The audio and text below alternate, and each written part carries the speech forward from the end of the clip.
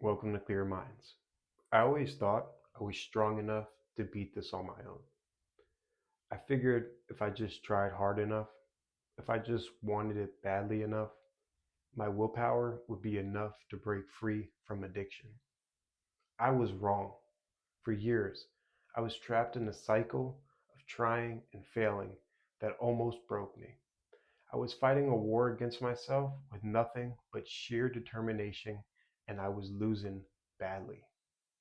In the beginning, I was so sure I could get a handle on it. I didn't see my addiction as a disease, but as a personal failing, a simple lack of discipline. So I braced myself, grit my teeth, and used every ounce of my will to just stop. And for a little while, it would actually work. For a few days, maybe even a week, I'd feel on top of the world, like I'd finally cracked the code. I had willpower in other parts of my life. I'd finished school and I held a job. Why couldn't I apply that same force of will here? But that strength wasn't an infinite resource. It was like holding my breath underwater. You can do it for a little while, sure, but eventually your body screams for air.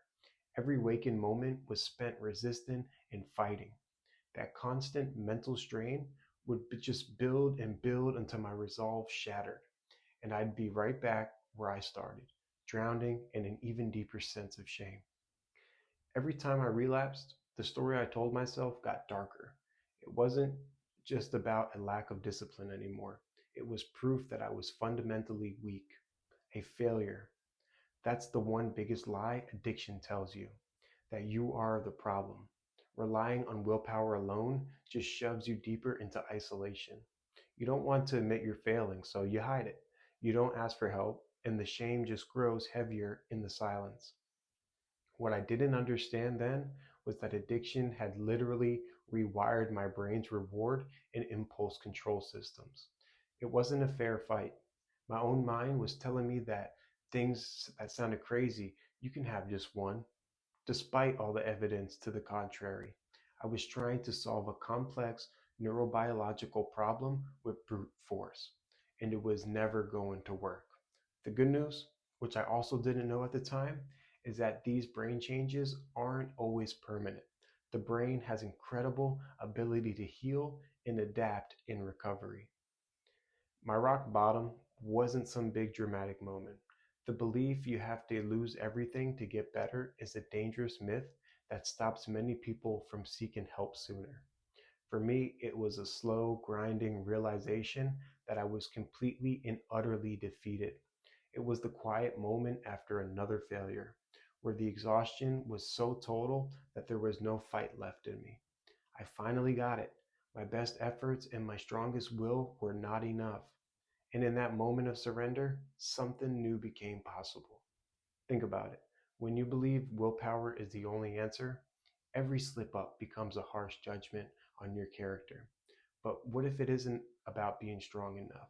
What if the very act of trying to be strong all by yourself is what's keeping you stuck? Accepting that I couldn't do it alone was the real turning point. It wasn't weakness, it was one of the bravest things I've ever done. I had to let go of this idea that it was my fight to win by myself. Instead of just trying harder, I started trying differently. I started reaching out.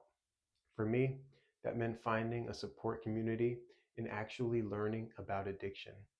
It turns out that successful recovery often isn't about having more willpower, but using effective strategies. These are practical, real world tools, learning to spot and sidestep your triggers, finding healthy ways to cope with stress, and building a network of people who actually get it. While personal belief in your abilities to succeed is important, it works best when combined with these outside tools and support. For many, it also means working on underlying issues like trauma and mental health, things willpower can only ever suppress, not heal. Today, my life in recovery isn't a constant battle. It's more like a daily practice. Instead of one big, heavy shield of willpower, I now have a whole toolbox. Some days I use meditation, other days a phone call to a friend is what I need. Sometimes it's just getting out for a run. The goal isn't to be strong enough anymore, it's to be supported enough. There's a freedom in this I never could have imagined when I was white knuckling my way through every single day. The fight is over because I finally gave up fighting. In its place, I found connection, self awareness, and a quiet, steady peace that willpower alone could never, ever give me. If any of this sounds familiar, please know you're not alone, and this is not a moral failing. Addiction is complex, and it's okay to need help. If you feel comfortable, share a piece of your own story in the comments.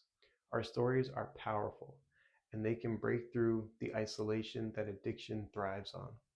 If you're struggling, remember that reaching out is the bravest step you can take. The idea that willpower is the only answer was the most damaging trap I fell into. It convinced me that recovery was a simple test of strength and that if I failed, I was worthless. But the truth is, real sobriety isn't about having superhuman resolve. It's about having the humility to admit you can't do it alone, the courage to ask for help, and the willingness to build a life supported by new strategies and a real community. Letting go didn't just help me get sober; it set me free. Thank you for joining.